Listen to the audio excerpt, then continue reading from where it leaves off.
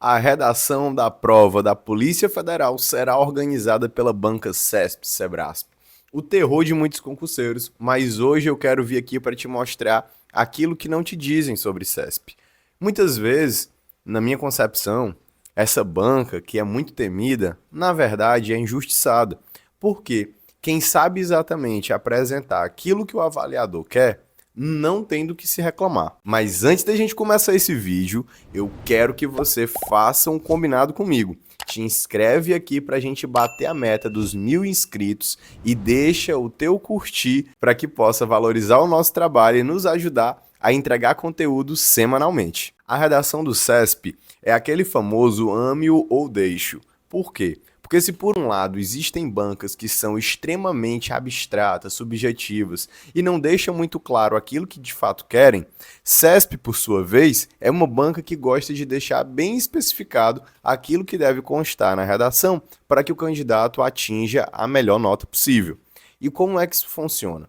Normalmente, a banca CESP, quando organiza a redação, se limita a dizer no edital que quer um texto dissertativo. E nós sabemos que existe o texto dissertativo expositivo e o texto dissertativo argumentativo.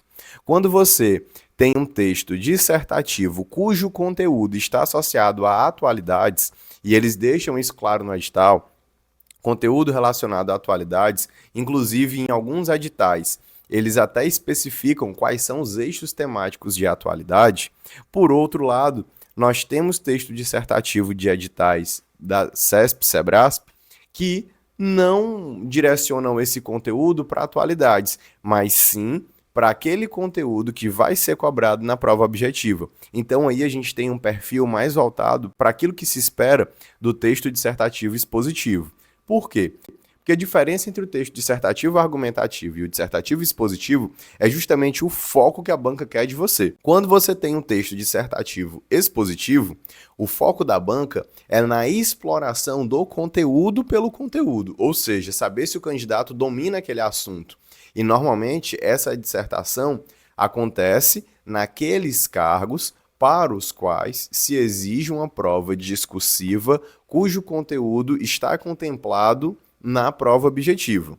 Por outro lado, a redação clássica, como conhecemos, que é o texto dissertativo argumentativo, contempla seu conteúdo naquilo que é de atualidades, ou seja, é um tema de maneira, de certa forma, imprevisível, que você não tem como supor aquilo que vai estar lá no dia da prova, mas que, por outro lado, é tranquilo, porque aborda algo de conhecimento comum. Nesses termos, vai ser interessante que você tenha um texto bem dividido em 4 partes: introdução, desenvolvimento 1, desenvolvimento 2 e conclusão. E essas 4 partes deverão estar conectadas diretamente com aquilo que é exigido na folha de corpo que se cobra o tema da redação no dia da prova. O que é isso? Essa folha de corpo é aquela que vai trazer o texto dissertativo com o seu tema.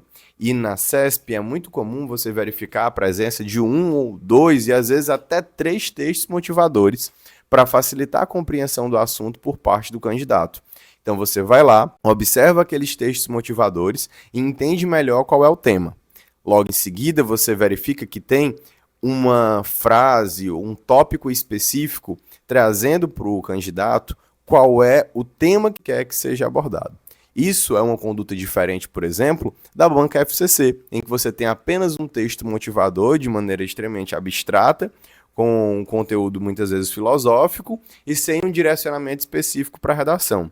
CESP-Sebrasp faz diferente. A gente já tem um costume muito mais amplo de ver esse tema sendo direcionado de maneira específica para que o candidato não fuja daquele tema, nem fuja da abordagem que está sendo prevista na prova. Então, esse é um fator de cuidado que você deve ter.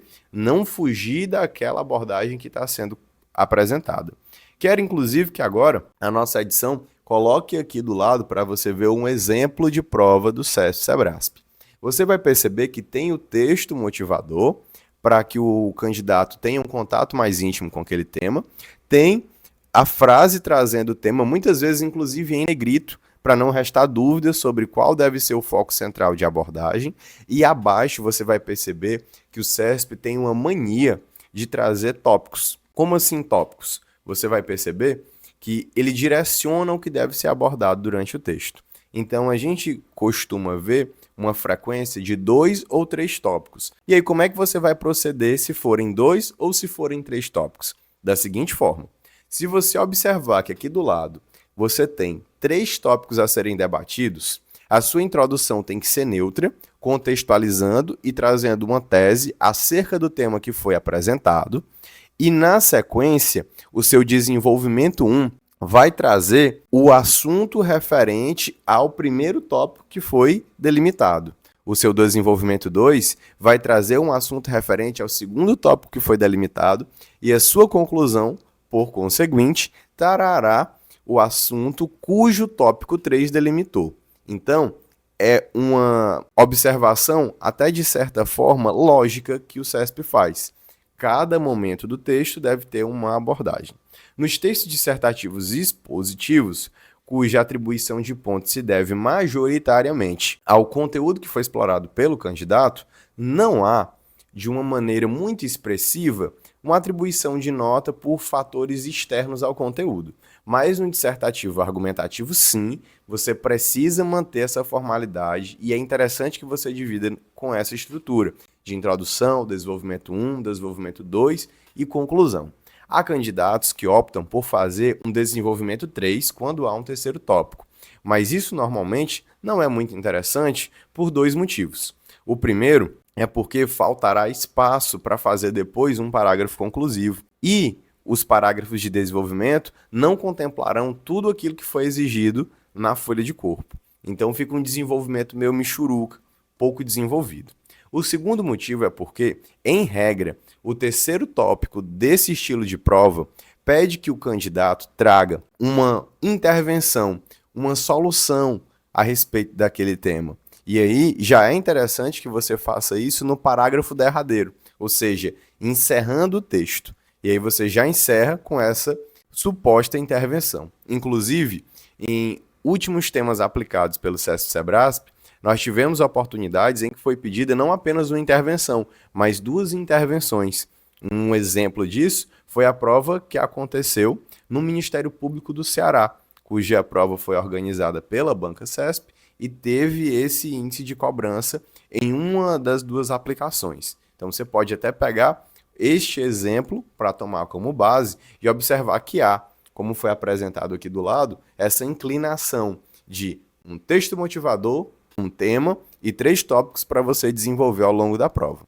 Sabendo disso, você já não chegará mais no dia da prova sem ter noção do que irá encontrar. Por um fator não apenas pedagógico, mas também comercial, que é aquilo que subsidia tudo o que nós produzimos para vocês aqui no YouTube de forma gratuita, eu preciso também apresentar a nossa mentoria com um treinamento de redação anual, para que você nunca mais fique com medo de se inscrever em um concurso por conta da redação. Nesta mentoria você vai ter acesso não só a materiais atualizados e direcionados para o seu certame, a eventos ao vivo que acontecem mensalmente, em que eu tiro dúvidas, analiso textos e trago tudo que há de mais atualizado no mundo dos concursos públicos em que a redação se faz presente. Além disso, você vai encontrar na nossa plataforma desta mentoria todo o conteúdo direcionado para que você entenda a estrutura teórica de um texto dissertativo argumentativo, dividido em introdução, desenvolvimento e conclusão,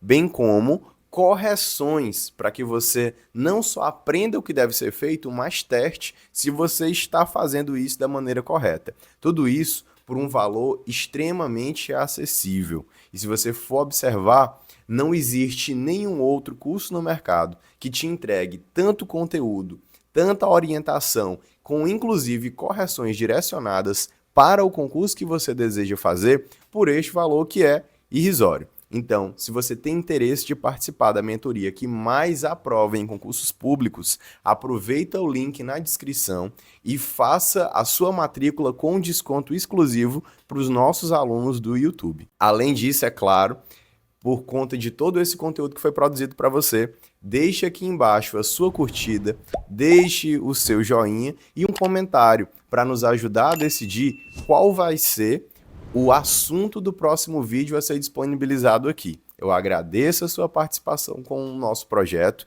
e nos ajude a bater a meta de 1.000 inscritos. Até a próxima aula.